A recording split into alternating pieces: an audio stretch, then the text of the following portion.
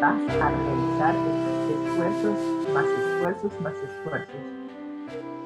No necesariamente vas a desarrollar ese don a la estatura, como dice acá, de un varón perfecto, porque no es tu don.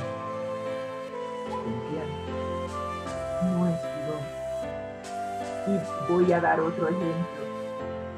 Mis padres, desde muy chiquitos, a los tres, mis dos hermanos y yo, nos pusieron en el Conservatorio Nacional. Me vengo a desayunar ahora de adulto, que mi madre tocaba el violín. Yo jamás vi a mi mamá tocando el violín. Digo, mi mamá tocaba el violín. ¿Cuándo fue eso? Que nunca lo vi. Siempre mi papá era el que tocaba el violín. Y mi papá me dice, no es que a mí se me pegó de tu mamá. Y yo dije, ¿en serio? Pero si nunca he visto a mi mamá tocando el violín. Mi mamá me dice, no, es que en la escuela nos dieron música y había que tomar un instrumento y yo cogí el violín y yo pasé la materia esa y más nunca volví a tocar el violín. Yo me quedé madre. Pero mi papá, que estaba interesado en mi mamá, le siguió la corriente, se metió en el mismo curso cuando estaban en la secundaria, así que los dos estaban en la misma clase estudiando violín, pero mi papá sí fue cableado para el violín, mi mamá no. Así que él, por estar siguiendo a mi mamá, quedó conectado a su ministerio de tocar el violín y hasta el sol de hoy toca el violín, especialmente para los asilos de ancianos, los residenciales de la tercera edad. Toca himnos de alabanza a Dios, haciéndoles recordar a todos lo maravilloso que es Dios. Y qué interesante cómo surgió eso. Así que claro, ellos, bueno, más mi papá que cualquier otra cosa, nos meten en el conservatorio a todos desde chiquitos. Todos estudiamos música, todos estudiamos voz, todos estudiamos un instrumento, el piano. ¿Cuándo usted me ha visto a mí cantando? Jamás. ¿En público? Nunca. ¿Cuándo me ha visto tocando el piano? Nunca. No, no es mi ministerio. En el coro, sí, yo canté en el coro de jóvenes, pero no es mi ministerio. O sea, usted no me va a ver a mí dando especiales en ningún lado. No fui cableada para eso. Tengo un buen oído para la música. Sí, la desarrollé. Por eso es que digo, o sea, tú puedes desarrollarlo, tú puedes estudiarlo, pero si no estás cableado, o sea, en mi casa se vivía, se respiraba música, cierto, pero el que tiene el don de la música es mi hermano menor. Sí, mi hermano menor, él tiene un piano en la casa, un piano de esos electrónicos. Dice mi esposo que tiene un piano en el cerebro. Él se sienta allí y él compone música. Él simplemente se sienta y empieza a componer música y yo me quedo, ¿en serio? ¿Tú cómo haces eso? Me dices, simplemente me siento y toco. Está cableado. ¿Ves? Entonces, cuando recibe la capacitación en el Conservatorio Nacional, lo único que hizo fue perfeccionar lo que el Espíritu Santo ya le había dado. A eso me refiero. Esa es la mejor manera de saber si tienes un don o no. Si te sale innato, lo tienes. Si no te sale innato, tú puedes hacer todo lo que tú quieras. Vuelvo a decir, tú puedes incursionar en ese don. ¿Y cuántas personas no he visto yo cantando, pero no es su don? No ganan ni una sola alma para Cristo cantando porque no es su don. Pero hay otros que cuando cantan, tocan las fibras del ser de la otra persona y llama, conecta a la persona con Cristo y trae almas a los pies de Jesús con solo abrir la boca. De eso estamos hablando, que todos lleguemos a la unidad de la fe, que cada uno de nosotros, usando los dones que el Espíritu Santo nos ha dado, podamos llegar, podamos crecer, podamos unirnos por medio de la fe y creciendo podamos llegar a la perfección, a un varón perfecto. Cuando buscamos eso en el comentario bíblico adventista, está hablando de que todos llegamos a lo que llamamos a la madurez espiritual. Esa es la palabra perfecto aquí. Llegar a la madurez, llegar a ser completos, maduros en Cristo Jesús y que no seamos como niños fluctuantes, que un día estamos aquí, otro día estamos allá. Usted conoce, hermanos de iglesia, que un día están, por decir algo, no sé si hay alguno así, pero por decir algo, un día están cantando en el coro, otro día están, no sé, de maestro de niños, otro día están de diaconisas. Y tú te quedas, oye, por fin, ¿cuál es tu ministerio? O es este, o es este, o los otros. Pero andan saltando de lugar en lugar en la iglesia. Y el Señor nos tiene un lugar a cada uno dentro de su obra. Dentro del cuerpo de Cristo, cada uno tiene su lugar. Es como los bloquecitos que vimos en una filmina, en donde los bloquecitos están cada uno colocados en su sitio. Es más, creo yo que es en Pedro, en la primera o la segunda epístola de Pedro, que dice que somos piedras vivas y que estamos siendo pulidas para que así como cuando se construyó el templo de Dios, creo que fue el templo de Salomón, cuando se construyó, tomaban las piedras, las pulían, le hacían todo lo que tenían que hacer en sitio donde habían obtenido la piedra. Y cuando la traían donde se estaba edificando el templo, simplemente la colocaban en el lugar que corresponde. Así mismo está haciendo el Espíritu Santo con nosotros, nos está puliendo, nos está raspando, eso duele. Y si tiene que meternos martillo, ¡ouch! Eso duele. Pero está haciendo esa obra, perfeccionando la piedra, puliéndola, para luego colocarla dentro del cuerpo de Cristo en el lugar que le corresponde. Y cuando cada piedra está colocada en el lugar que corresponde, habrá unidad. Unidad en el cuerpo de Cristo y estaremos creciendo a la medida de la estatura de la plenitud de Cristo, llegando a ser uno con nuestro amante Salvador, así como Él es uno con su Padre. Wow. Interesante. Así que dejemos que el Espíritu Santo nos pula. Yo sé que duele. Créame que yo sé que duele. Pero todos nosotros tenemos nuestro lugar. Preguntémosle al Espíritu Santo primero cuál es nuestro don, cuál es el ministerio que nos ha asignado. Y segundo, preguntémosle en dónde quiere que nosotros desarrollemos ese ministerio. Ya, te puedo asegurar y te puedo garantizar que así como el Espíritu Santo me contestó, te va a contestar. Y Él te dirá a dónde vas a encajar. Pero déjate guiar, porque puede ser que el ministerio que te ha asignado no es el que a ti en particular te nace. Sí, porque cada uno de nosotros tiene su gusto.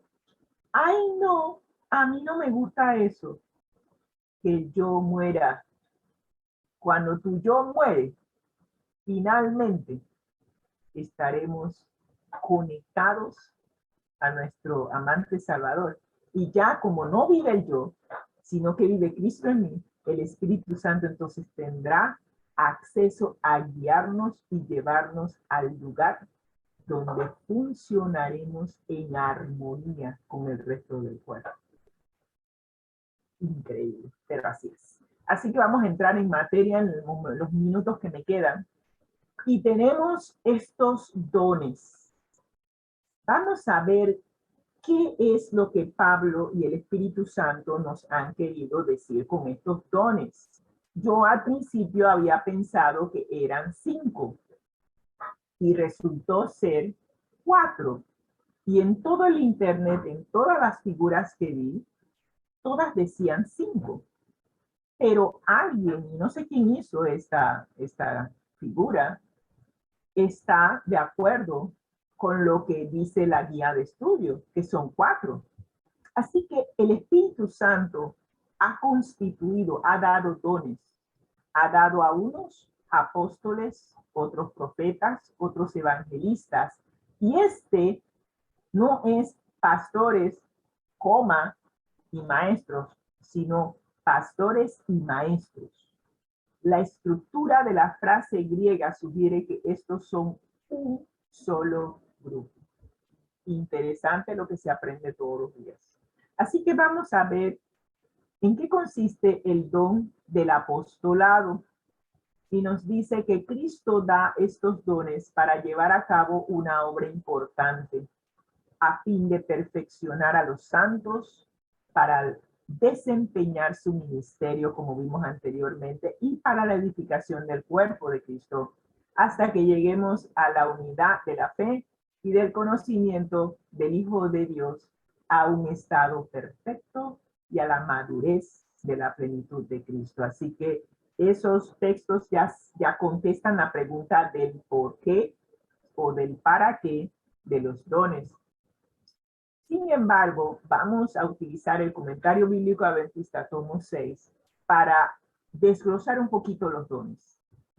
El don del apostolado. Según el comentario bíblico adventista, Hechos capítulo 1, 2, menciona apóstoles. ¿Quiénes eran los apóstoles? Pues aquellos que Jesús escogió y que estuvieron con él, en donde uno se perdió, pero quedaron 11.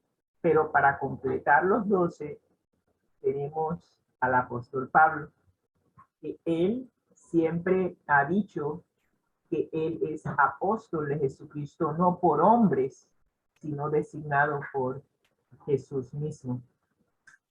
Y también tenemos en 1 Corintios capítulo 12, versículo 28, que Dios puso en la iglesia apóstoles.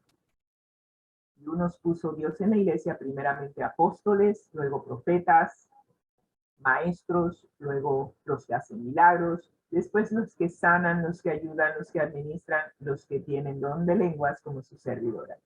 Así que todos tenemos un lugar en la viña del Señor. Sin embargo, los apóstoles son, yo diría, un grupo interesante. Pablo no está diciendo tanto que ciertos dones fueron dados a los hombres con el fin de que pudieran llegar a ser apóstoles, sino que ellos mismos que habían recibido el don estaban siendo dados a la iglesia. ¿Qué quiere decir eso? Que la persona, como les dije anteriormente, ya venía, tiene innato, ya viene cableado para ser apóstol. La iglesia recibía para su ministerio a hombres debidamente equipados para sus funciones. Y estaba conversando con mi esposo ayer que en la iglesia nosotros no llamamos a nadie apóstol, porque la Biblia aquí se menciona que los apóstoles fueron aquellos que estaban bajo la tutela de Cristo Jesús. Así que nosotros no utilizamos eso dentro de la estructura de la iglesia. También entonces tenemos los profetas. ¿Quiénes eran los profetas? En Génesis 27 se nos dice que Abraham era profeta. Me vine a desayunar estudiando esta guía de estudio, no tenía idea que Abraham era profeta. Mateo 11:9 también designa a Juan el Bautista como profeta y digo, algo está pasando con mi definición de profeta. Y 1 Corintios 12:10 nos dice que el Espíritu Santo también dio el don de profecía. Bueno, ¿y quiénes eran los profetas? Nos dice que los profetas eran expositores y personas que explicaban la voluntad de Dios que se les había dado a conocer por medios sobrenaturales. Digo, Ah, así que profeta no era lo que yo estaba pensando. Se mencionan junto con los apóstoles en Efesios 2:20 y 3:5. Y en Efesios 2, versículo 19 y 20 nos dice, por lo tanto, ustedes ya no son extraños ni extranjeros, hablando de los gentiles, y eso ya lo vimos en lecciones anteriores, sino que somos conciudadanos de los santos y miembros de la familia de Dios, edificados sobre el fundamento de los apóstoles y los profetas. Y nosotros tenemos que la Biblia está escrita por hombres que fueron influenciados por el Espíritu Santo, que fueron apóstoles y que fueron profetas. Y por lo que veo, los apóstoles ya vimos que fueron aquellos que caminaron con Jesús, y los profetas son aquellos que exponen y explican la voluntad de Dios, pero adquirida por medios sobrenaturales. Y eso es muy interesante. Aquí en Efesios capítulo 3, versículos 3 al 5 nos dice que por revelación, hablando el apóstol Pablo, le fue declarado el misterio, como antes lo había escrito brevemente. Y nos dice que ese misterio que en otras generaciones no se había dado a conocer a los hijos de los hombres, como ahora es revelado a sus santos apóstoles y profetas, por el Espíritu. El Espíritu Santo usted lo va a ver mencionar a lo largo de todos estos dones, porque Él es el designado por Dios Padre y Dios Hijo para esta obra de la repartición de dones. Y nos dice, nos culmina la descripción de profetas, la idea que yo tenía. La idea de predecir no es esencial para el significado de la palabra, ni tampoco lo es el elemento predictivo que se encuentra en todas las declaraciones proféticas. O sea, para que una persona sea profeta, no tiene que estar prediciendo lo que va a suceder. Lo que cuenta para que una persona sea designada profeta es que haya recibido de Dios cuál es su voluntad, pero por medios sobrenaturales. Aquí en Hechos capítulo 15:32 nos dice que Judas y Silas eran profetas. Este no es el Judas que se ahorcó, sino es otro Judas. Y nos dice que el que profetiza habla a los hombres para edificación, exhortación y consolación. Esa es la labor del profeta. Y cuando entonces vemos que esta es una descripción de lo que significa ser profeta, entonces sale a relucir la hermana White. Este último aspecto del don de la profecía era de especial importancia para los primeros adventistas, quienes reflexionaban sobre los dones espirituales de la hermana Elena de White. ¿Valida la Biblia la función del don de profecía en la iglesia solo durante el tiempo de los apóstoles, o el don continúa hasta la venida de Cristo? ¿Qué piensa usted? Bueno, la guía de estudio nos contesta y nos dice que el don profético fue indispensable para la fundación de la iglesia en los tiempos del Nuevo Testamento, y es el guía designado de la iglesia remanente. Y eso lo dice Apocalipsis 19:10, en donde el apóstol Juan tuvo una revelación sobrenatural. Se le aparece un ángel, y él, cuando ve al ángel, dice: yo me postré a sus pies para adorarle. Pero el ángel le dice: mira, no lo hagas. Yo soy consiervo tuyo y de tus hermanos que retienen el testimonio de Jesús. Adora a Dios, porque el testimonio de Jesús es el espíritu de la profecía. Así que el espíritu de profecía va a estar a lo largo de toda la iglesia hasta el final. porque del momento en que tú adoras a Dios, como dice la palabra, y retienes el testimonio de Jesús, entonces estás reteniendo el espíritu de profecía. Muy bien, vamos a los evangelistas. ¿Quiénes son los evangelistas? Son los predicadores del evangelio. Y nos dice que un evangelista no estaba circunscrito a una localidad determinada. Por eso es que usted ve que los evangelistas viajan, sino que pregonaban su testimonio en diferentes lugares. Y cuando la iglesia fue esparcida, cuando fue perseguida en los tiempos de los apóstoles, los que fueron esparcidos iban por todas partes anunciando el evangelio. Por ende, se convirtieron en evangelistas. Los evangelistas probablemente no ejercían autoridad plena de apóstoles. Los apóstoles eran los encargados de establecer grupos, eran los encargados de asegurarse que el fundamento del evangelio no se perdiera ni se dividiera con costumbres mundanas o que se dividiera con prácticas que no eran conforme a la palabra de Dios. Ellos estaban para asegurarse de que el evangelio permaneciera en su pureza. Los evangelistas simplemente comunicaban el evangelio, así que ellos no ejercían autoridad como los apóstoles. Parece que el ministerio de los evangelistas era primordialmente en el tiempo de Pablo.